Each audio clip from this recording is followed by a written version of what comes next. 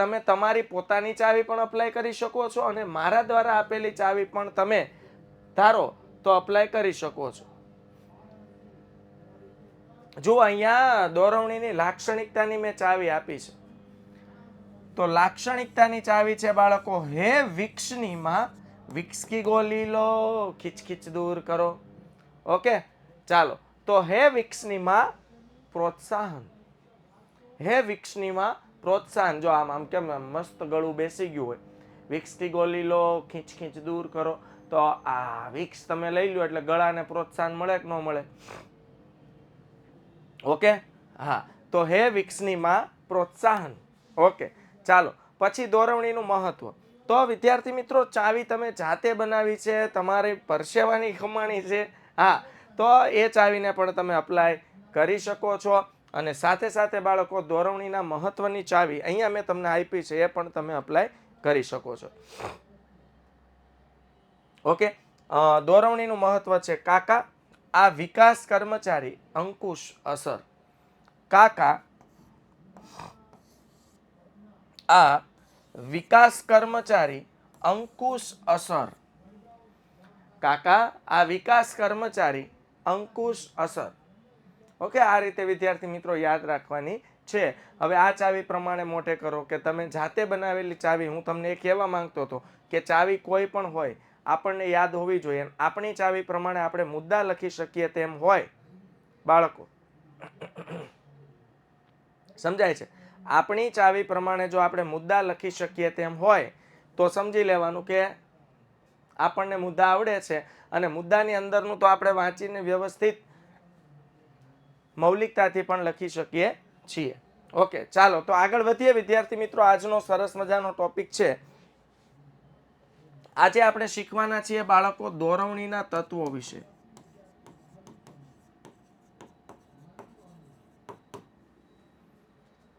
Okay, અને દોરવણીના મુખ્ય કેટલા તત્વો છે જોઈએ બાળકો. દોરવણીના મુખ્ય 4 તત્વો છે. નિરીક્ષણ, અભિપ્રેરણ, નેતૃત્વ અને માહિતી સંચાર. આખું ચેપ્ટર અહીંથી શરૂ થાય છે બાળકો. આ ચેપ્ટરની આખા ચેપ્ટરની રૂપરેખા છે, સમજાય છે? હા કે ના? તો નિરીક્ષણ, અભિપ્રેરણ, નેતૃત્વ અને માહિતી સંચાર. પહેલા તો આ પોતે જ એક ગુણનો પ્રશ્ન છે. પ્રશ્ન તરીકે શું પૂછાઈ શકે બાળકો કે ભાઈ દોરવણીના તત્વો જણાવો. તો પહેલા કેટલા છે? 4. અથવા દોરવણીના તત્વોના નામ. તો નિરીક્ષણ, અભિપ્રેરણ, નેતૃત્વ અને માહિતી સંચાર. બાળકો, દોરવણી એટલે ગઈકાલે આપણે એનો અર્થ બહુ ડિટેલમાં સમજી. દોરવણી એટલે એક પ્રકારનું માર્ગદર્શન, કર્મચારીઓને આપવામાં આવતું માર્ગદર્શન. શેના બાબતે? પોતાના કામ બાબતે, પોતાના વ્યવહાર બાબતે, પોતાના કાર્યની પદ્ધતિ બાબતે. કર્મચારીને કઈ કઈ બાબતે માર્ગદર્શન આપી શકાય? તો કર્મચારીના કાર્ય બાબતે, કર્મચારીઓના કાર્યની પદ્ધતિ બાબતે,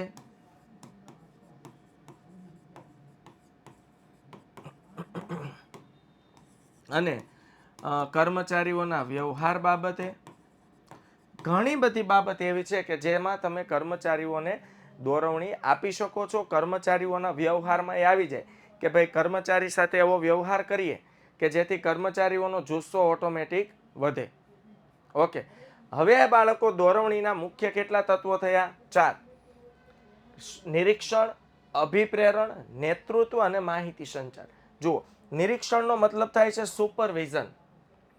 સુપરવિઝન જોવાનું તો છે પણ સુપર, હા, કેમેરા જેવું સુપરવિઝન કરવાનું છે. કોઈને બાંધછોડ મળશે નહીં, બધાનું નિરીક્ષણ થશે. પછી આવશે અભિપ્રેરણ. અભિપ્રેરણ એટલે બાળકો થશે મોટિવેશન. એક મિનિટ.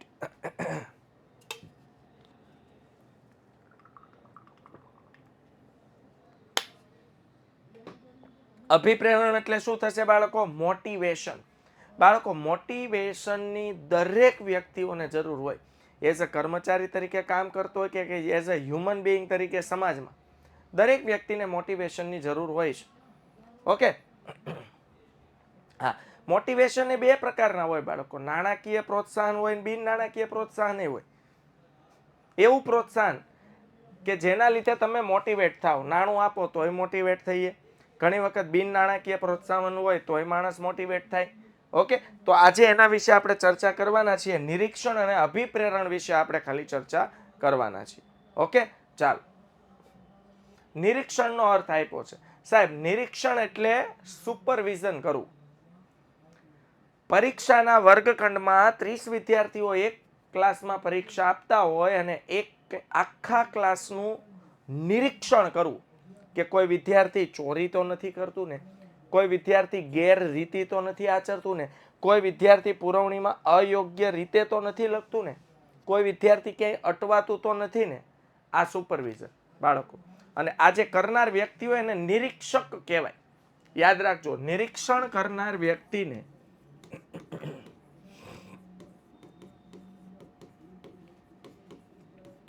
નિરીક્ષણ કરનાર વ્યક્તિને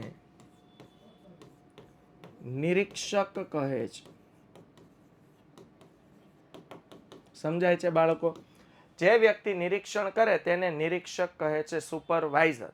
અને નિરીક્ષણને કહેવાય સુપરવિઝન. જોઈએ એકદમ ટૂંકી, ટચ, શોર્ટ એન્ડ સ્વીટ વ્યાખ્યા છે કે કામદારોના કાર્યની દેખરેખ રાખવી એટલે નિરીક્ષણ. કર્મચારીઓ જે કામ કરી રહ્યા છે તેના કાર્યની દેખરેખ રાખવી એને કહેવાય બાળકો નિરીક્ષણ. એટલે યોગ્ય રીતે દેખરેખ રાખવી. હાલો, એને ટક નથી કરવાનું. સાંભળજો, નિરીક્ષણનો મતલબ એ નથી થતો કે દેખરેખ રાખીને એને અણી કાઢ્યા કરો. એમને ટક નથી કરવાનું. બસ એના કાર્યનું નિરીક્ષણ કરો. સમજાય છે બાળકો? એક ગુણનો વેરી મોસ્ટ ઇમ્પોર્ટન્ટ પ્રશ્ન છે કે નિરીક્ષણનું કાર્ય સંચાલનની નિમ્ન સપાટીએ વધુ પ્રમાણમાં જોવા મળે છે. નિરીક્ષણનું કાર્ય સંચાલનની કઈ સપાટીએ વધુ પ્રમાણમાં જોવા મળે છે? તળ સપાટીએ. કઈ સપાટીએ બાળકો? તળ સપાટીએ. તો નિરીક્ષણનું કાર્ય સંચાલનની તળ સપાટીએ સૌથી વધુ જોવા મળે છે. કર્મચારીઓના કાર્ય પર દેખરેખ રાખવી એને કહેવાય બાળકો નિરીક્ષણ. કર્મચારીઓના કાર્યને સતત ઓબ્ઝર્વ કરવું એને કહેવાય નિરીક્ષણ. હું તમને નિરીક્ષણના બીજા પણ ઉદાહરણ આપી શકું બાળકો. જેમ કે વિદ્યાર્થી મિત્રો ફોટોગ્રાફર હોય.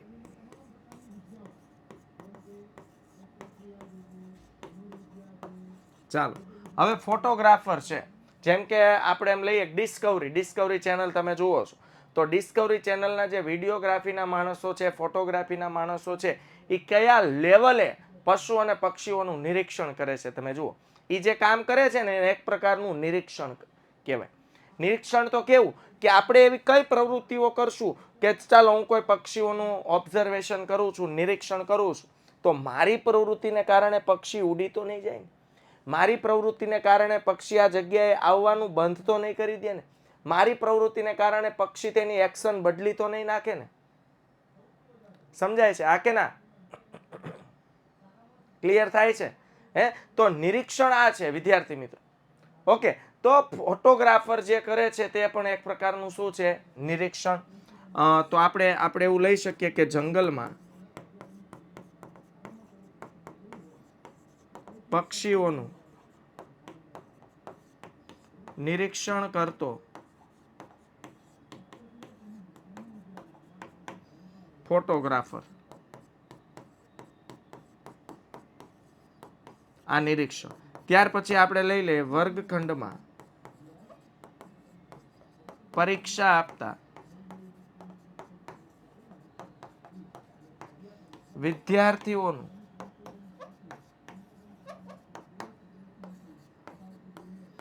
વિદ્યાર્થીઓ પર રાખવામાં આવતી દેખરેખ એટલે નિરીક્ષણ. ક્લિયર? તો આ બાળકો નિરીક્ષણના અલગ અલગ ઘણા બધા તમે ટોપિક લઈ શકો છો. ઓકે, નિરીક્ષણ એટલે મોનિટરિંગ ન થાય.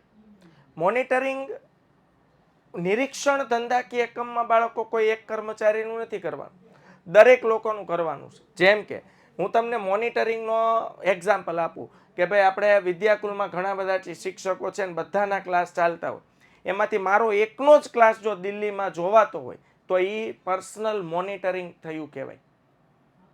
સમજાય છે? હા કે ના? એને પર્સનલ મોનિટરિંગ કહેવાય. પણ બાળકો બધાનો ક્લાસ જો ચેક કરવામાં આવતો હોય તો એને નિરીક્ષણ કહેવાય. બધા શિક્ષકોનું કાર્ય ચેક કરવામાં આવતું હોય તો તેને નિરીક્ષણ કહેવાય, ઓબ્ઝર્વેશન કહેવાય. હવે આઈડિયા આવી ગયો? એટલે મોનિટરિંગમાં અને નિરીક્ષણમાં ફરક છે. ઓકે, ચાલો બાળકો, નિરીક્ષણની જરૂર કઈ સપાટીએ સૌથી વધુ? નિમ્ન, તળ. કારણ કે તળ સપાટીએ બાળકો કામદાર, જોબરો અને સૌથી વધુ એક્ટિવિટી કર્મચારીઓ કે જે પ્રોડક્શન, ઉત્પાદન સાથે જોડાયેલા છે એવા કર્મચારીઓ સાથે કામ કરવાનું હોય છે. એટલે નિરીક્ષણનું કાર્ય સૌથી નીચેની, નિમ્ન એટલે તળ સપાટીએ જોવા મળે છે. અચ્છા, હવે પ્રશ્ન એ થાય કે સાહેબ નિરીક્ષણમાં કયા કયા કામ કરવાના હોય? તો ધંધાનું એનું ઉદાહરણ આપું, પણ જેમ કે હું કહું ભાઈ ક્લાસરૂમ 30નો ક્લાસ ભર્યો હોય ને પરીક્ષા આપતા હોય તો શિક્ષકે કઈ બાબતનું નિરીક્ષણ કરવાનું? કાર્ય બોલું છું. તો સૌથી પહેલા કોઈ વિદ્યાર્થી ચોરી ન કરે, કોઈ વિદ્યાર્થી આમ તેમ ફાફા મારીને પ્રશ્નોની આપ-લે ન કરે, ઓકે, કોઈ વિદ્યાર્થી અવાજ કરીને ક્લાસ ડિસ્ટર્બ ન કરે. જોઈ લો કેટલા બધા કાર્યો છે નિરીક્ષણ માટે. ઓકે, ઘણા બધા બાબતોને ધ્યાનમાં રાખવી પડતી હોય છે. ઓકે, કોઈ વિદ્યાર્થીને ટેવ હોય તો વારંવાર કલાકમાં 4 વાર તો એને વોશરૂમ જવું પડે. આઈડિયા આવે છે? તો આ છે બાળકો નિરીક્ષણના કાર્યો. પછી બાળકો આવશે કાર્યોનું આયોજન કરીને કાર્યના અવરોધો દૂર કરવા. નિરીક્ષણમાં શું કરવામાં આવે બાળકો? બારીકાઈથી કાર્યને જોવામાં આવે. કાર્યને જોયા પછી એમાં તમને જો કોઈ અવરોધ દેખાય, અવરોધ એટલે નડતર રૂપ બાબત, તો એને બાળકો શું કરવામાં આવે છે? દૂર કરવામાં આવે છે. ફોર એક્ઝામ્પલ, કોઈ વિદ્યાર્થી પરીક્ષા આપી રહ્યો છે અને મને એમ લાગે કે વિદ્યાર્થી જે બુક નીચે રાખીને બેઠો છે એ મને શંકાસ્પદ લાગે, મને અવરોધ સ્વરૂપ લાગે, તો હું અવરોધને દૂર કરીશ. હાલ ભાઈ બુક બહાર મૂક અને હવે મેં લખવા. ડન થાય છે. કાર્યને સમયસર પૂર્ણ કરવા જરૂરી માર્ગદર્શન અને દોરવણી આપવી. બાળકો નિરીક્ષણમાં બીજું શું થાય? જો નિરીક્ષણ કરનાર વ્યક્તિ બધું જોવે છે, ખૂબ બારીકાઈથી ઝીણવટપૂર્વક ધંધાકીય એકમના કર્મચારીઓના એક એક કાર્યનું નિરીક્ષણ કરે છે. તો જરૂર જણાય કોઈ કર્મચારીઓ કોઈ ચોક્કસ પદ્ધતિનો ઉપયોગ નથી કરી રહ્યા, તો એ ચોક્કસ પદ્ધતિનો ઉપયોગ કરવા માટે એને શું કરવામાં આવશે બાળકો? માર્ગદર્શન આપવામાં આવશે. સમજો કે આપણો સ્કૂલનો વર્ગખંડ હોય તો પ્રિન્સિપલ સર હોય બધા ક્લાસમાં શિક્ષકોનું નિરીક્ષણ કરતા હોય કેમેરા દ્વારા. ડન. હવે સમજો મીટિંગ થઈ, નિરીક્ષણ તો પ્રિન્સિપલ સરે કરી લીધું છે. હવે મીટિંગમાં પ્રિન્સિપલ સર શું કરશે કે કોઈ ચોક્કસ ટીચરને એમ કહેશે કે ભાઈ તમારી ક્લાસના કેમેરા મેં ચેક કર્યા, તમારા ક્લાસમાં પ્રશ્નોત્તરી નથી થતી. ઓકે, એટલે કે વિદ્યાર્થીઓને પ્રશ્નો પૂછવામાં નથી આવતા. તો હવે પ્રિન્સિપલ સર શિક્ષકને માર્ગદર્શન પૂરું પાડશે. માર્ગદર્શન સ્વરૂપે શું કહેશે કે જો ભાઈ તમે વિદ્યાર્થીઓને પ્રશ્ન પૂછવાનું રાખશો, પ્રશ્નોત્તરી કરશો, ઓકે, તો વિદ્યાર્થીઓ ક્લાસમાં એક્ટિવ રહેશે, ક્લાસનો એક માહોલ બનશે અને બીજું ક્લાસમાં ડિસિપ્લિન પણ મેન્ટેન થશે. કારણ કે પ્રશ્નો પૂછવાનું શરૂ કરશો એટલે વિદ્યાર્થીઓ વિચારવાનું શરૂ કરશે અને વિચારવાનું શરૂ કરશે પ્રશ્નોને રિલેટેડ એટલે ઓટોમેટિક બાહ્ય અન્ય બીજી પ્રવૃત્તિ જે વિદ્યાર્થીઓના માઇન્ડમાં ચાલી રહી છે તે દૂર થઈ જશે.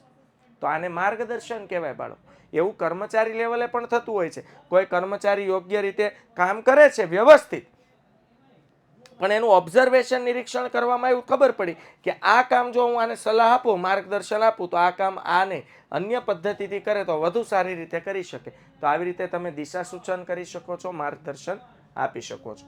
કર્મચારીના કાર્યોની સતત દેખરેખ રાખવી જેથી સમય અને શ્રમનો બચાવ થાય. બાળકો ટાઈમ બહુ કિંમતી છે અત્યારે હાલના સમયમાં. યાદ રાખજો, કળિયુગનો હવેનો જે સમય ચાલી રહ્યો છે ને એમાં પૈસા કરતા જો મહત્વનું હોય ને તો સમય. એટલે કહેવાય ભણવાનો સમય છે ને ભણી લેજો. આવો સમય વળી પાછો વળતો જિંદગીમાં ક્યારે આવવાનો નથી. સમજાય છે? એટલે સમયનો બગાડ કરશો ને, યાદ રાખજો સમયમાં ઇન્વેસ્ટમેન્ટ કરશો તો બહુ મોટું વળતર મળશે અને સમયનો જો બગાડ કર્યો તો એનું નુકસાન પણ બહુ મોટું ભરપાઈ કરવું પડશે. તો બાળકો કર્મચારીઓનું સતત નિરીક્ષણ કરવામાં આવે તો કર્મચારીઓના સમય પર કંટ્રોલ રાખી શકે. કે કર્મચારીઓ કઈ કઈ જગ્યાએ ટાઈમ વેસ્ટ કરે છે, એટલે અને સમય બગાડતો હોય એટલે સ્વાભાવિક છે કામ તો એનું અધૂરું જ રહેતું હોય. તો આને આપણે કંટ્રોલ કરી શકીએ છીએ. ઓકે, ચાલો આગળ જોઈએ વિદ્યાર્થી મિત્રો. નંબર 4, પોલ પર પણ ધ્યાન આપજો, અહીંયા પણ ધ્યાન આપશું. કર્મચારીઓના વ્યક્તિગત ઉદ્દેશોને, બાળકો વ્યક્તિગત ઉદ્દેશો એટલે કર્મચારીઓના પર્સનલ ઉદ્દેશ. બાળકો દરેક કર્મચારીઓને વ્યવહારમાં કહેવાય ને કે સમાજમાં પોતાની આગવી ઓળખ ઊભી થાય, પોતાના જીવન ધોરણમાં સુધારો થાય. બાળકો આવું દરેક કર્મચારીઓ ઈચ્છતા હોય છે. તો વ્યક્તિગત ઉદ્દેશોને સમગ્ર એકમની ઉત્પાદકતાના ઉદ્દેશો સાથે સાંકળવાનું કાર્ય નિરીક્ષક કરે છે. બાળકો નિરીક્ષક શું કરે છે? નિરીક્ષક એટલે મેં કીધું એમ વર્ગખંડના શિક્ષક કે જે સુપરવિઝન કરે છે એને નિરીક્ષક કહેવાય. એ શું કરશે બાળકો? વ્યક્તિગત ઉદ્દેશો એટલે દરેક વિદ્યાર્થીઓ ટાઈમે પેપર લખી શકે, ઓકે, એ હેતુથી પ્રોડક્ટિવ પેપર વ્યવસ્થિત લખી શકે બાળકો, એ હેતુથી ઉત્પાદકતાના ઉદ્દેશ સાથે સંકળાયેલું કાર્ય નિરીક્ષણ કરશે. એટલે સમજો હું કોઈ વર્ગમાં નિરીક્ષણ કરું છું બાળકો, તો હું કેવું સુપરવિઝન કરીશ કે જેથી દરેક વિદ્યાર્થીઓનું પેપર સમયસર પૂરું થાય. વ્યક્તિગત ઉદ્દેશ શું છે ખબર? પેપર સમયસર પૂરું થાય. ઓકે, પાછો હમણાં કરશું પોલ બાળકો. તો વ્યક્તિગત ઉદ્દેશ શું છે? પેપર સમયસર પૂર્ણ થાય. હું શું કરીશ બાળકો? ક્લાસમાં સતત રાઉન્ડ મારીશ. મને ખબર પડશે કોઈ વિદ્યાર્થીઓને પુરવણીની જરૂર છે, એટલે હવે હું એના પર નજર રાખીશ.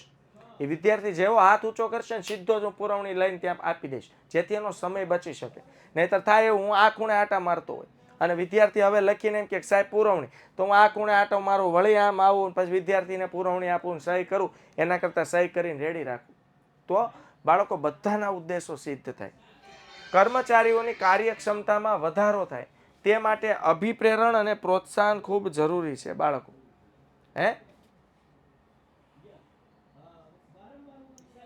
કર્મચારીઓની કાર્યક્ષમતામાં વધારો થાય બાળકો. કાર્યક્ષમતા એટલે સિમ્પલ શબ્દોમાં કર્મચારી જે કામ કરે છે, જે સ્પીડથી કામ કરે છે એના કરતાં વધુ સારી સ્પીડ અને કાર્યક્ષમતાથી કામ કરે, એ માટે અભિપ્રેરણ, મોટિવેશન અને પ્રોત્સાહન પૂરા પાડે છે બાળકો. કર્મચારીઓમાં જૂથ ભાવના ટકાવી રાખવામાં આવે છે. જૂથ ભાવના, ગ્રુપ. સાહેબ આપણે જોયું છે કે વ્યવસ્થા તંત્રમાં કે કોઈ એક વ્યક્તિ ધંધાના ધ્યેય સિદ્ધ કરવા કામ નથી કરતો. ધંધાકીય એકમના ઘણા બધા કર્મચારીઓ ધંધાકીય એકમના ધ્યેયને સિદ્ધ કરવા માટે કામ કરતા હોય છે. ત્યારે કર્મચારીઓમાં જૂથ ભાવના ટકાવી રાખવા માટેનું કામ પણ નિરીક્ષક કરતો હોય છે. કે કર્મચારીઓના વ્યવહારોને તપાસવામાં આવે છે.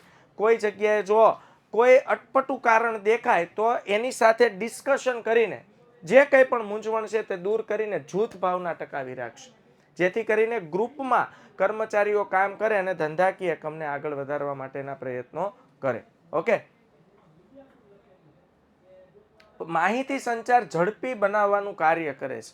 નિરીક્ષક શું કરશે બાળકો? કમ્યુનિકેશનને સ્પીડમાં વધારવાનું કામ કરશે. કેવી રીતે? કર્મચારીઓના કાર્યોનું ઓબ્ઝર્વેશન કર્યું, નિરીક્ષણ કર્યું, કોઈ અવરોધ જણાય છે અથવા કોઈ મુશ્કેલી જણાય છે તો ઉપરી અધિકારીને જો ધારે તો ફટાફટ વાત કરી શકે છે. ત્યાંથી એનું સોલ્યુશન લઈને કર્મચારીઓમાં સોલ્યુશન અપ્લાય કરી શકાય. એથી માહિતી સંચાર પણ ઝડપી બને છે. એ ઉપરાંત ઉપરી અધિકારી દ્વારા જો કોઈ પણ માહિતી મળી હોય તો નિરીક્ષક દ્વારા દરેક કર્મચારીઓને પહોંચાડી દેવામાં આવે છે. જેમ કે ક્લાસનો વર્ગખંડ હોય અને 30 વિદ્યાર્થીઓના હાથમાં પેપર હોય, સમજો પેપરમાં કોઈ પ્રશ્ન ચેન્જ કરવાનો છે, ઓકે, તો બધા વિદ્યાર્થીઓની પાસે જઈને નથી કહેવું પડતું. એને જે પ્રશ્ન ચેન્જ કરવાનો હોય ક્લાસના સુપરવાઇઝરને કહી દેવામાં આવે, એટલે સુપરવાઇઝર આખા ક્લાસને એ પ્રશ્ન ચેન્જ કરાવી દે અથવા સુધારો કરાવી દે. ઓકે, તો આવી રીતે માહિતી સંચાર ખૂબ ઝડપી બને છે. એકમમાં આવતી નવી જે ટેકનોલોજી છે એના ઉપયોગ વિશે એક માર્ગદર્શન આપે. સ્વાભાવિક છે બાળકો, નવી ટેકનોલોજી પર કામ કરતા સીધી ફાવટ આવતી નથી. નવી ટેકનોલોજી છે, નવી મશીનરીઝ છે, કર્મચારીઓ જૂના છે, પણ હવે કામ કરવાની પદ્ધતિ બદલવાની છે, કારણ કે યંત્રો બદલી જાય છે, મશીન બદલી જાય છે અને દરેક મશીનની પોતાની ખૂબી હોય છે. તો આ નવી ટેકનોલોજી સાથે કામ કરવા માટે નિરીક્ષક કેટલીક વખત માર્ગદર્શન પણ આપતો હોય છે કે ટેકનોલોજી સાથે, નવી ટેકનોલોજી છે તો એની સાથે કઈ રીતે કામ કરી શકાય. કર્મચારીઓમાં શિસ્તની ભાવના ટકાવી રાખવી. તમે જોઈ લો, કોઈ પણ ધંધાકીય એકમ હોય એમાં ડિસિપ્લિન મેન્ટેન કરવું જરૂરી છે. તો ધંધાકીય એકમમાં સમજો કે ભાઈ અમારે ત્યાં હીરાના કારખાના, તો મેનેજર બધું ચેક કરે, એક આખો એવો રિપોર્ટ રાખ્યો હોય કે કર્મચારીઓ કેટલા વાગે આવે છે ને કેટલા વાગે જાય છે. તો ઇન અને આઉટ આ બંને ટાઈમ લખવાના હોય છે. આનું કારણ બીજું કંઈ નથી હોતું, પણ શિસ્તની ભાવના ધંધાકીય એકમમાં ટકી રહે, હે ને, જેથી કરીને દરેક ધંધાકીય એકમના કર્મચારીઓ સમયસર આવે અને સમય પૂરો થાય પછી જાય. યસ, પંચિંગ સિસ્ટમ હોય છે, તમે જુઓ, ફેસ રીડિંગ સિસ્ટમ હોય છે, થંબ સિસ્ટમ હોય છે, અલગ અલગ સિસ્ટમ હોય છે. આ સિસ્ટમનું મેઇન રીઝન શું છે કે કર્મચારીઓમાં શિસ્ત ટકાવી શકાય. રિસેસનો પ્રોપર ટાઈમ હોય છે, એ સ્કૂલ હોય કે ધંધાકીય એકમ હોય. તમે જોઈ લો, એવું નહીં કોઈ કર્મચારીને 12 વાગે ભૂખ લાગે તો એ 12 વાગે ટિફિન લઈને જમી આવે, કોઈ કર્મચારીને 12:30 ભૂખ લાગે 12:30 ટિફિન લઈને જમીને આવે. નહીં ભાઈ, જમવાનો ફિક્સ ટાઈમ હોય, લંચ, કે ભાઈ 12:30 લંચ પડે, 12:30 થી 1:30 દોઢ વાગ્યા સુધી, બરોબર. તો 12:30 જ કર્મચારીઓએ કામને અટકાવવાનું, લંચ કરવાનો, ને 1:30 થાય એટલે વળી પાછું કામે લાગી જવાનું. આ છે શિસ્ત, ડિસિપ્લિન. કોઈ પણ ધંધાકીય એકમ હોય, ભણતર હોય, કોઈ પણ જગ્યા હોય ત્યાં જરૂરી છે. નિરીક્ષક માત્ર અંકુશ જ નથી રાખતો, કેળવણી પણ પૂરી પાડે છે. બાળકો, નિરીક્ષક શું કરે છે ખરું? કાર્યોનું ઓબ્ઝર્વેશન કરે છે. જ્યાં પણ એને જરૂર જણાય ત્યાં માર્ગદર્શન આપે છે, દેખરેખ રાખે છે, નિયંત્રણ રાખે છે. તો એ માત્ર અંકુશ નથી પાડતો બાળકો, કેળવણી પણ પૂરી પાડે છે. જરૂર જણાય ને ત્યાં કર્મચારીઓને મોટિવેટ કરે છે, કર્મચારીઓને માર્ગદર્શન આપે છે, અને કર્મચારીઓ જે લેવલે કામ કરે છે તેના કરતાં વધુ સારી કાર્યક્ષમતાથી કામ કરવા માટે પ્રેરિત કરે છે. તો આ કેળવણી છે સાહેબ. એક શિક્ષક છે, શિક્ષક, તો એનું કામ ખાલી અભ્યાસક્રમ પૂરો કરવાનું નથી હોતું. અભ્યાસક્રમ પૂરો કરવાની સાથે સાથે પોતાનો વિદ્યાર્થી છે એ માર્કેટમાં ક્યાંક ચાલી શકે, એની કેળવણી થાય બાળકો, એ પણ ખૂબ જરૂરી છે. આપણે કહીએ કે આપણા વડીલો છે એની પાસે ભણતર નહોતું સાહેબ, પણ ગણતર હતું. હવે અત્યારના જે વિદ્યાર્થીઓ છે, હજુ આગળની જે પેઢીઓ આવશે બાળકો, એ બધી પ્રેક્ટિકલ પેઢી હશે, એની પાસે ગણતર બિલકુલ નહીં હોય, ભણતર પૂરેપૂરું હશે, એમાં ના નહીં. ઓકે, તો આ બધી વસ્તુ છે, એટલે કેળવણીની પણ ખૂબ જરૂર હોય છે સાહેબ. નિરીક્ષક કર્મચારીઓનો મિત્ર હોવો જોઈએ. નિરીક્ષક હોય ને એ કર્મચારીઓની હેલ્પ કરે, મિત્ર હોય ને હેલ્પ કરે સાહેબ. એને કામમાં કોઈ ચૂક થાય તો એને ઘસકાવી નહીં નાખવાનું બધાની વચ્ચે, મિત્રતાની જેમ એને માર્ગદર્શન આપવાનું છે. એનો દાર્શનિક, જો અહીંયા લખ્યું છે ફ્રેન્ડ, ફિલોસોફર. સાહેબ, દાર્શનિક એટલે શું? આજે અમે ક્લાસમાં 60 છોકરાને ભણાવતા ને તો બાળકો, અમે આખી ફિલોસોફી જાણી લીધી હોય છોકરાઓને, કે છોકરાઓ કેવું વિચારે છે, હાલના છોકરાઓ એનું વર્તન કેવું હોય. ઓકે, તો એ દાર્શનિક હોય, એને દર્શન થઈ જાય બાળકોના મગજમાં શું ચાલી રહ્યું છે ને એ અમને ખબર પડવા માંડે.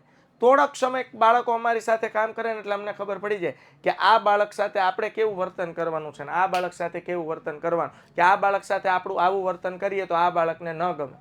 આ મેન વસ્તુ. તો નિરીક્ષક છે ને એ ફિલોસોફર છે, એને ખબર પડી જાય કવિ, અને ખબર પડી જ આવી જોઈએ કે કયા કર્મચારી સાથે કેવી રીતે વાત કરવાની છે.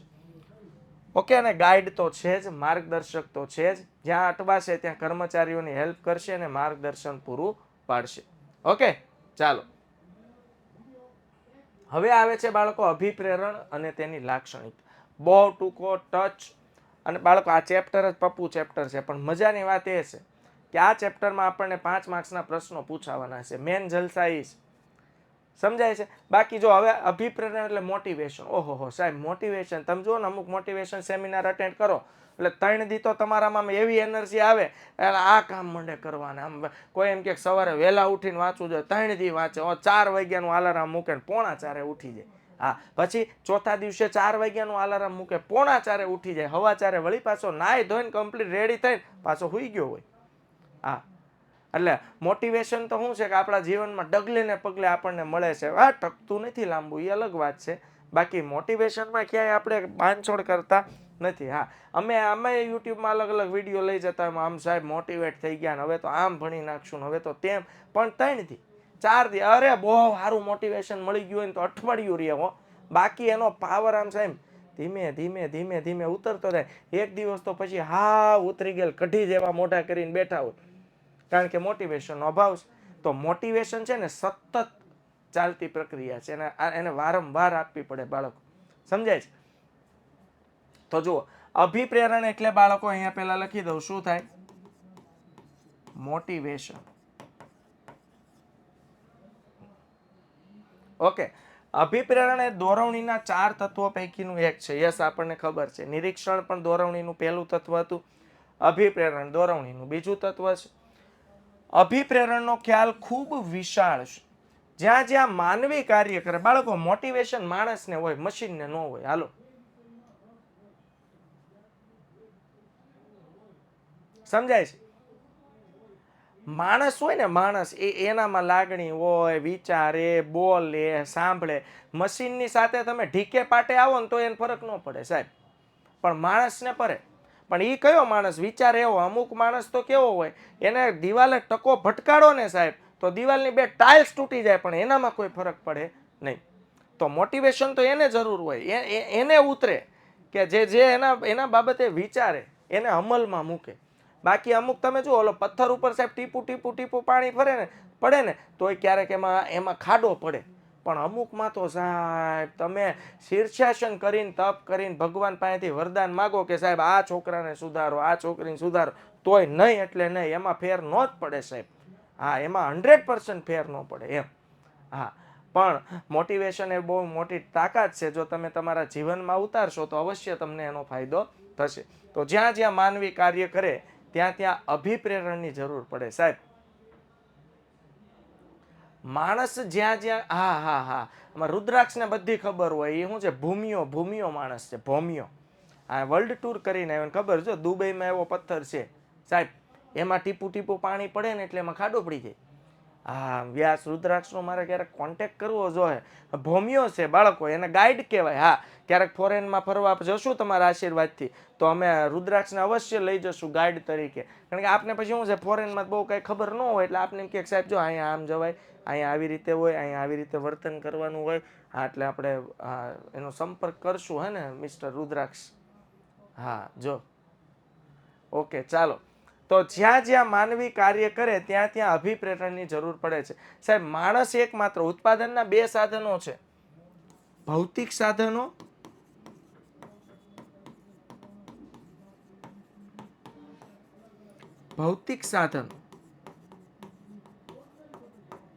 એટલે નિર્જીવ, અને પછી આવશે બાળકો જીવંત સાધન, એટલે બાળકો આવશે સજીવ. જીવંત સાધનો. ઓકે, માનવીને નાણાકીય તેમજ બિન નાણાકીય સગવડો દ્વારા, મેં કીધું હતું ને બાળકો, ઉત્તેજન 2 પ્રકારના હોય, અભિપ્રેરણ 2 પ્રકારના હોય, મોટિવેશન 2 પ્રકારના હોય. આ બંને વિશે આપણે બહુ ડિટેલમાં સમજવાના છે અત્યારે. તો એમ સમજો કે નાણાકીય પ્રોત્સાહન કહેવાય આને. કેવું કહેવાય?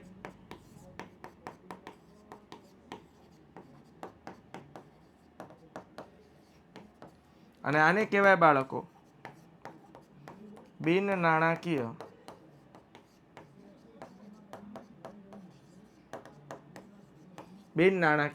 પ્રોત્સાહન. નાણાકીય પ્રોત્સાહન એટલે સાહેબ મોટિવેશન મળે. લ્યો, તમારો પગાર 8,000 હોય ને સીધો બાળકો 18,000 કરી દે તો તમે મોજમાં આવી જાવ કે નહીં?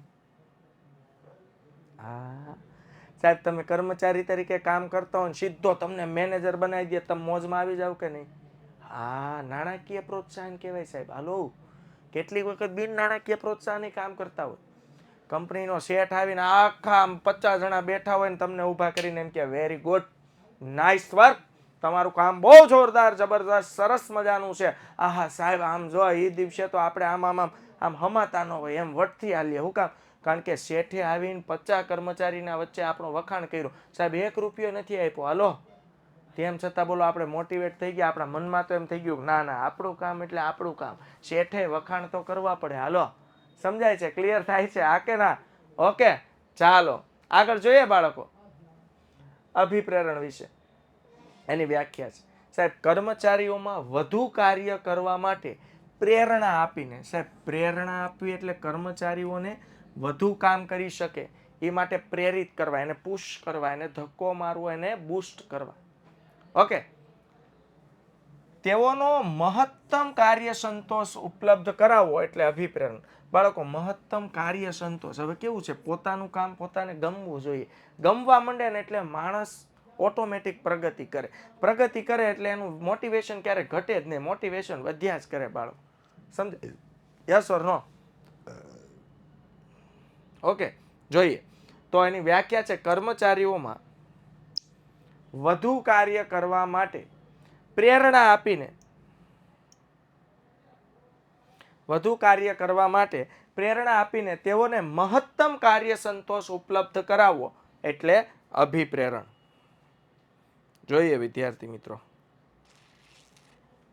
સમજાઈ રહ્યું છે ને બધું?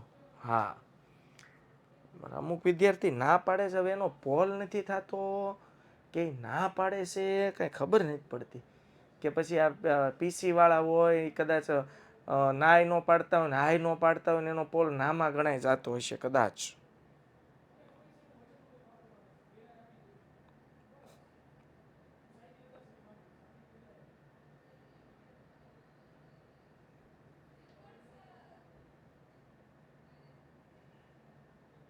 સરસ, ચાલો હજુ એક પોલ કરશું છેલ્લે, વિદાય લઈએ પહેલા. ઓકે, પોલ છે ને બાળકો સિરિયસલી લેવાનો છે. તમારો પોલ છે ને એ વિદ્યાકુલ શિક્ષકોની ટીમનું મોટિવેશન છે, યાદ રાખજો. હા ને, એટલે એને સિરિયસલી લેવાનો છે ને અમે મોટિવેટ રહીશું તો તમે ઓટોમેટિક મોટિવેટ રહીશું. હા, ઓકે, એટલે પોલ છે ને બાળકો એ દરેક વ્યક્તિનું કંઈક કંઈક મોટિવેશન હોય. તો as a Vidyakul team member, હવે ઓનલાઈન પ્લેટફોર્મમાં તો તમે જ એક માધ્યમ છો કે જેની પાસેથી અમે રિવ્યૂ લઈ શકીએ. તો આ રિવ્યૂ છે, આ પોલ છે ને બાળકો, એ અમારા શિક્ષકોનું મોટિવેશન છે. તમે અહીંયા આવો છો એનો મતલબ સ્વાભાવિક છે કે ટાઈમ પાસ નથી કરતા. મેં કીધું જ, તાળી એ કાંઈ તે વાગતી નથી. તમે કાંઈ નથી કરતા, નથી સમજ પડતી, તમારો ફોલ્ટ છે. અને આપણે આપણા દોષનો ટોપલો છે ને માથે જ રાખ્યો હોય. પરીક્ષામાં 2 માર્ક્સ ઓછા આવે, સાહેબે હરખું નહોતું કરાવ્યું, સાહેબને નહોતું આવડતું, સાહેબને નહોતું ફાવતું. આ દોષનો ટોપલો બીજા ઉપર ઠલવવાની ટેવ જ્યાં સુધી આપણે રહેશે ને ત્યાં સુધી સફળ નહીં થાય સાહેબ.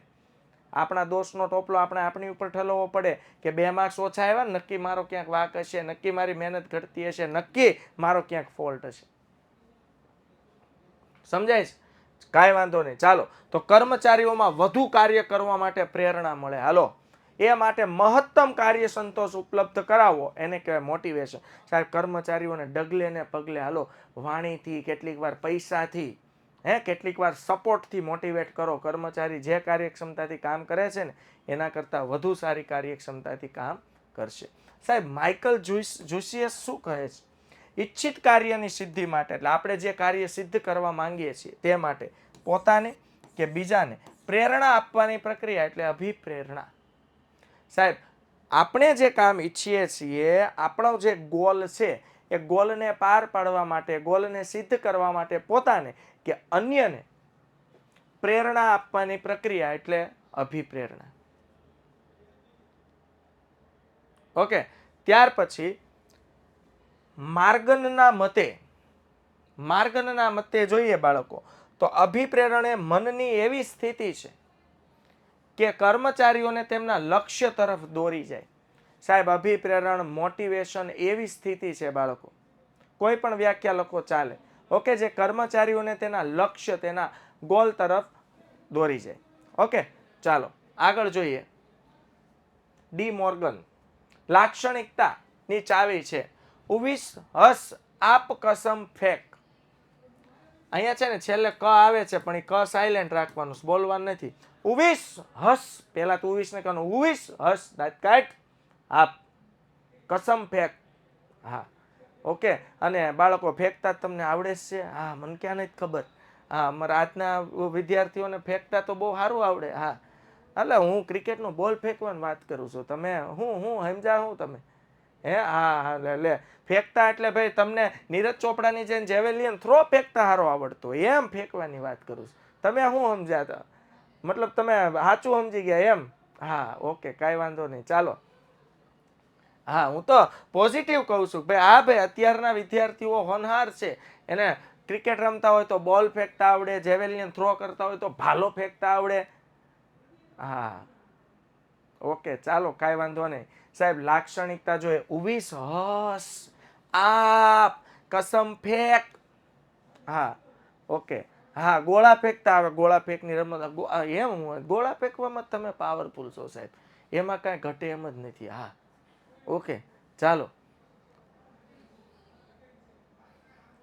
ઉદ્દેશોની પ્રાપ્તિ. ઉદ્દેશોની પ્રાપ્તિ એટલે શું બાળકો? ધંધાકીય એકમનો ધ્યેય છે, ગોલ છે, હેતુ છે.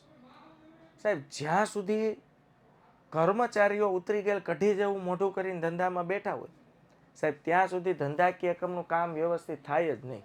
કર્મચારીઓમાં તો જુસ્સો હોવો જોઈએ, કામ કરવાની ધગશ હોવી જોઈએ, કામ કરવાની લગન હોવી જોઈએ સાહેબ. અને એમને ન આવે સાહેબ કે એને પ્રોત્સાહન આપવું પડે, એને અભિપ્રેરણ આપવું પડે. અભિપ્રેરણ નાણાકીય હોઈ શકે, બિન નાણાકીય હોઈ શકે સાહેબ. ઓકે, તો અભિપ્રેરણ દ્વારા કર્મચારી કાર્યક્ષમ બનવાથી એકમના ઉદ્દેશોની પ્રાપ્તિ સરળતાથી થઈ શકે છે સાહેબ. મોટિવેશન આપવાથી કર્મચારીઓનો જુસ્સો વધે. એને એમ થાય કે ના ના, મારે કામ કરવું છે, અરે હું ધગશથી ને લગનથી કામ કરીશ, હાલો. તો કર્મચારીઓના કાર્યક્ષમતામાં પણ વધારો થાય અને એની ઉદ્દેશોની પ્રાપ્તિ તરફ સરળતાથી આગળ વધી શકે. વિસ્તૃત ક્ષેત્ર.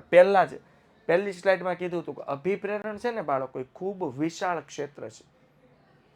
અભિપ્રેરણમાં જરૂરિયાત, હેતુ, ઈચ્છા, લાગણી, ધ્યેય, પસંદગી, મનોબળ, આતુરતા, પ્રલોભન જેવા શબ્દોનો સમાવેશ થતો હોવાથી અભિપ્રેરણનો ખ્યાલ ખૂબ વિસ્તૃત અને કાર્યક્ષેત્ર ખૂબ વિશાળ છે સાહેબ. અભિપ્રેરણ એટલે કર્મચારીની શું જરૂરિયાત છે એને ઓળખો સાહેબ. આજે માર્કેટ કેવું છે તમે જુઓ. કોઈ પણ ધંધાકીય એકમનો માલિક જે વસ્તુનું ઉત્પાદન કરે ને, પહેલા માર્કેટમાં ગ્રાહકોનું રિસર્ચ કરે. ગ્રાહકોને કેવી વસ્તુની જરૂર છે એવી આપો. તો કર્મચારીની શું જરૂરિયાત છે પૂરી કરો, કર્મચારી મોટિવેટ થશે. કર્મચારીઓનો હેતુ શું છે પૂરો કરો, કર્મચારી મોટિવેટ થશે. કર્મચારીની ઈચ્છા શું છે, હાલો જાણો. ઈચ્છા પ્રમાણે આપણાથી એનું ઈચ્છા પૂરી થઈ શકે તેમ છે, કરો. કર્મચારી મોટિવેટ થઈને કામ કરશે. વ્યવસ્થિત વર્તન કરો ને સાહેબ.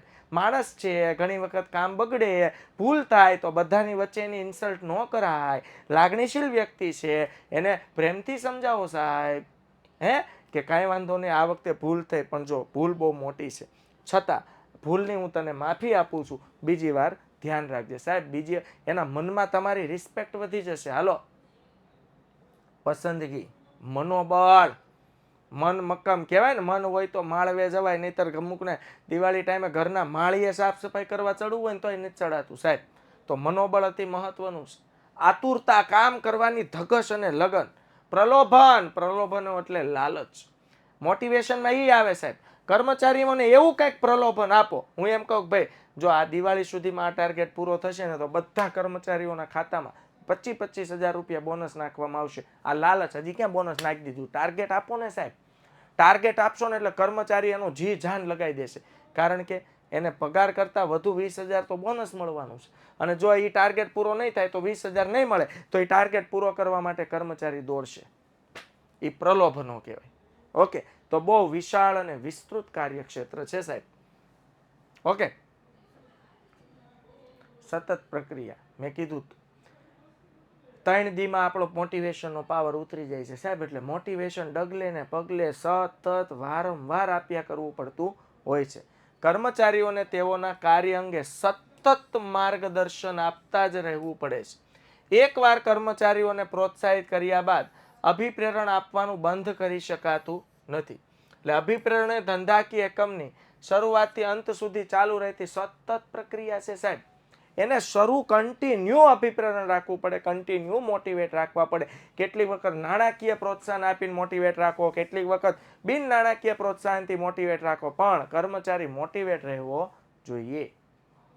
હકારાત્મક અભિગમ, પોઝિટિવ સાહેબ. સ્વાભાવિક છે, અભિપ્રેરણ છે ને છે જ પોઝિટિવ, પ્રોત્સાહન છે જ પોઝિટિવ અભિગમ. કોઈ પણ વ્યક્તિને પ્રોત્સાહન આપો અને વ્યક્તિ પ્રોત્સાહિત થાય ને એટલે એ અલગ જ એનર્જીથી કામ કરવા માટે આગળ વધે. અભિપ્રેરણ કર્મચારીઓના હકારાત્મક અભિગમોને પ્રોત્સાહન આપે છે. સાહેબ, મોટિવેશન છે એ કર્મચારીની અંદર જે હકારાત્મક લાગણીઓ છે એને જાગૃત કરે છે અને કર્મચારીઓમાં આવડત, એની કૌશલ્ય, એનું કુશળતા ખીલી ઉઠે.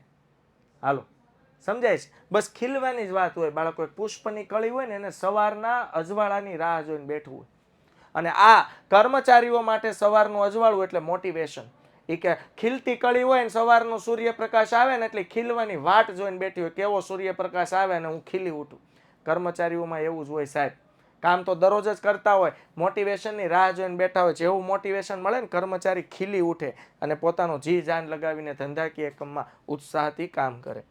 કર્મચારીઓની સમસ્યા જ્યારે હલ કરવામાં આવે, હલ કરવું એટલે કર્મચારીઓની સમસ્યાનું સમાધાન કરવું, ત્યારે કર્મચારી વ્યવસ્થા તંત્ર અને સંસ્થા પ્રત્યે સન્માનની લાગણી અનુભવે. જોઈ લ્યો, કર્મચારીની કોઈ પ્રોબ્લેમ છે, પછી એનો પર્સનલ પ્રોબ્લેમ હોય કે ધંધાકીય એકમ રિલેટેડ હોય, એનો તમે ઉકેલ લાવો, એની સમસ્યાનું સમાધાન કરો, એની સમસ્યાનું હલ નિરાકરણ કરો ને સાહેબ, તો કર્મચારી ગુડ ફીલ કરે, સન્માનની લાગણી થાય કે સારું, જો મારા જેવા નાના કર્મચારીની પણ નાનામાં નાની બાબતને ધ્યાનમાં લઈને એનું સોલ્યુશન લાવ્યા.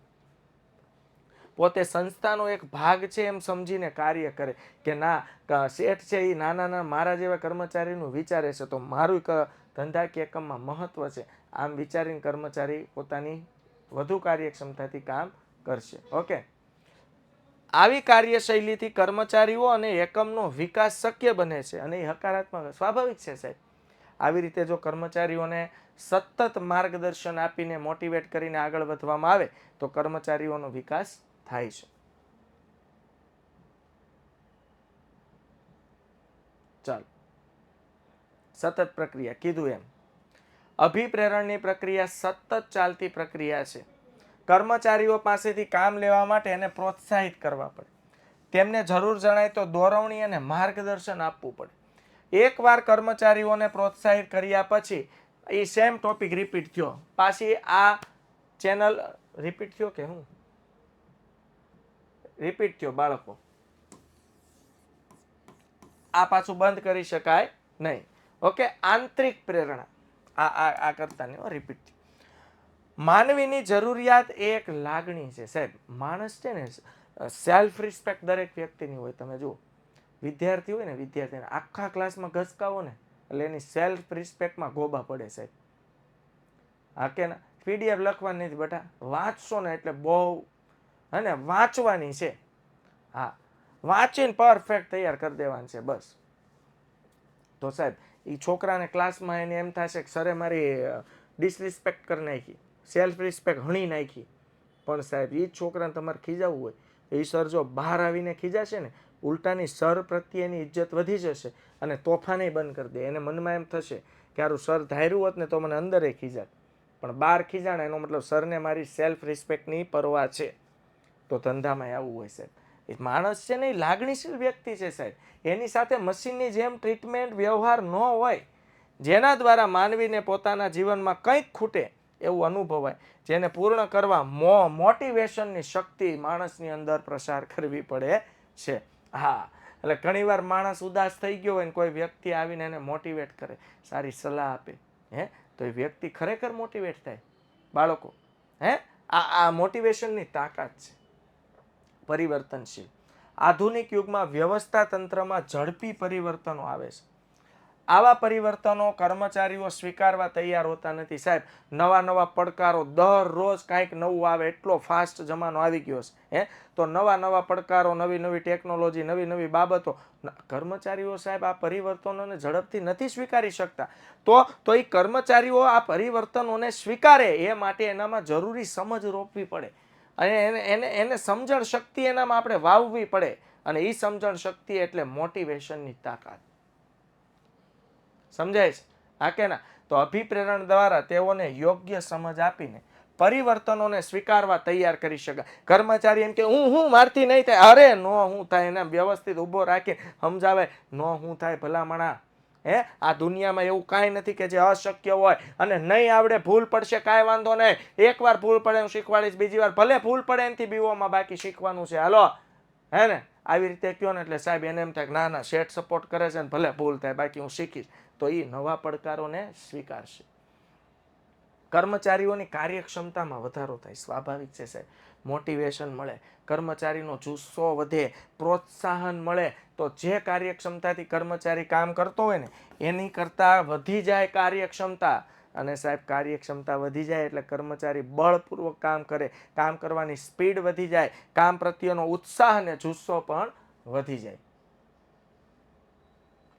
સંચાલનનું એક કાર્ય, સંચાલકો અભિપ્રેરણમાં ભૌતિક સાધનોને બદલે જીવંત કર્મચારીઓ પાસેથી કાર્ય લેતા હોવાથી અભિપ્રેરણ એ સંચાલન. અચ્છા મને કહો સંચાલન કેવી પ્રવૃત્તિ છે? આવું આપણે આવી ગયું છે. સંચાલન માનવીય પ્રવૃત્તિ છે, આવું આપણે શીખ્યા હતા. સંચાલન માણસનું હોય, મશીનનું ન હોય સાહેબ. તો બાળકો એવી જ રીતે અભિપ્રેરણ પણ માનવીય પ્રવૃત્તિ છે.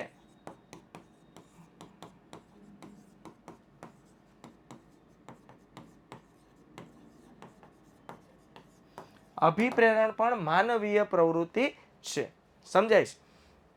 એટલા માટે સંચાલનનું એક મહત્વનું કાર્ય છે. મનોવૈજ્ઞાનિક ખ્યાલ સાહેબ, અભિપ્રેરણ છે ને મનોવૈજ્ઞાનિક ખ્યાલ. મનોવૈજ્ઞાનિક એટલે માનસિક મગજથી વિચારવું અને કોના કર્મચારીઓના મગજથી વિચારવું, એ શું વિચારે છે અને આપણે એ વિચારે છે એને કઈ રીતે ફૂલફિલ કરી શકીએ, કઈ રીતે એને ખુશ રાખી શકીએ, કઈ રીતે એને પ્રોત્સાહિત રાખી શકીએ, કઈ રીતે એને પ્રેરિત કરી શકીએ કામ કરવા માટે, તો આ મનોવૈજ્ઞાનિક ખ્યાલ છે સાહેબ. કોઈ વિદ્યાર્થી કામ ન કરતો હોય, હું દરરોજ એના વખાણ કરું, જો બેટા તારામાં કેપેસિટી છે, તું કામ નથી કરતો, બાકી એકવાર તું વાંચવાનું શરૂ કરી દે તને યાદ રહે. હાલ એક કામ કરે, આજે આટલું વાંચ લે, તું પછી તું મને કહેજે યાદ રહ્યું કે નહીં. તો બીજે દી મારો દીકરો એટલું વાંચીને આવે, પછી ત્રીજે દિવસે હું વળી પાછો કહું, જો કેમ યાદ રહ્યું ને, કીધું તું ને, તારી યાદશક્તિ બહુ સારી છે, તારું મગજ બહુ સ્ટ્રોંગ છે બેટા, પણ તું કાંઈ કરતો નથી. આજે એક પેજ વાંચ, જોજે નો યાદ રહે મને કહેજે. ધીમે ધીમે ધીમે આવું કરું ને હશે એવી વાંચતો થઈ જાય. પણ હું એને ઘસકાવું, તું તો હાવ તને કાંઈ ખબર નથી પડતી, તારામાં મગજના સ્ક્રૂ ઢીલા છે, તને તો આવડતું નથી ને આવું જ કીધા કરું સાહેબ, તો એ હામું કે બોલ્યા કરો સાહેબ. અહીંયા મેં બે કાન ખુલ્લા જ રાખ્યા, અહીંથી નાખું છું ને અહીંથી કે બોલ્યા જ કરો સાહેબ. આવું મમ્મી પપ્પા કરે, શિક્ષકો કરે, વિદ્યાર્થીઓમાં ફેર પડે. પણ મનોવૈજ્ઞાનિક રીતે સુધારવાનો પ્રયત્ન કરશો તો વિદ્યાર્થીઓ મોટિવેટ થશે. કર્મચારીઓમાં એવું જ હોય બાળકો, દરેક વ્યક્તિના માનસિક ખ્યાલ જુદા જુદા હોય, તો તેમની આંતરિક પ્રેરણાની જરૂરિયાત પણ જુદી જુદી હોય. તો દરેક વ્યક્તિને કયા પ્રકારનું મોટિવેશન જરૂર છે એ જાણો અને એ પ્રમાણે એની સાથે વર્તન કરો. ફેરબદલી દરમાં ઘટાડો સાહેબ, લેબર ટર્નઓવર રેટ, જો તમે નામ સાંભળ્યું હોય તો. ફેરબદલી દર એટલે આ કોઈ કર્મચારી આપણો ધંધાકીય એકમ છોડીને અન્ય ધંધાકીય એકમમાં જતો રહે. બાળકો, જો આપણા ધંધાકીય એકમનો કર્મચારી મોટિવેટેડ હોય, એને કાર્ય કરવું ગમતું હોય, કાર્યનો પૂરેપૂરો સંતોષ હોય, પોતે જે કામ કરે છે એનાથી સંપૂર્ણ સેટિસ્ફાઈડ હોય, એને પોતાના કામનું પૂરેપૂરું વળતર એટલે કે પગાર મળતો હોય, કામ પ્રત્યે આત્મસંતોષ હોય અને શેઠ દ્વારા, અધિકારીઓ દ્વારા, ઉપરી અધિકારીઓ દ્વારા એને સન્માન મળતું હોય, આવો કર્મચારી ક્યારે નોકરી છોડીને જાય નહીં. એટલે અભિપ્રેરણને કારણે બાળકો, મોટિવેશનને કારણે, અભિપ્રેરણને કારણે બાળકો, મોટિવેશનને કારણે કર્મચારી ફેરબદલી દરમાં ઘટાડો થાય. કર્મચારી આપણો ધંધો છોડીને જવાનું વિચારે જ નહીં સાહેબ. સમજાય છે આ કે ના? જોઈએ, ચાલો હવે પોલ કરીએ. કેટલીક પ્રામાણિકતા આવી ગઈ છે મારા વહાલા વિદ્યાર્થી મિત્રોમાં, જોઈ લઈએ. સમજાઈ રહ્યું છે ને બાળકો બધું?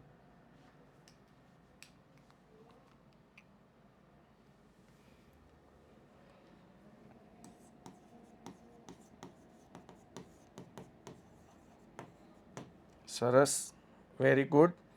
મજા આવી રહી છે ને લેક્ચરમાં?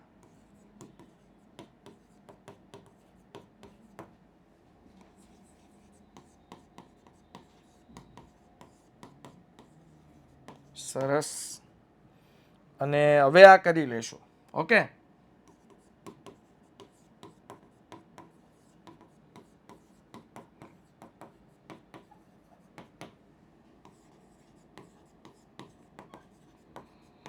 સરસ.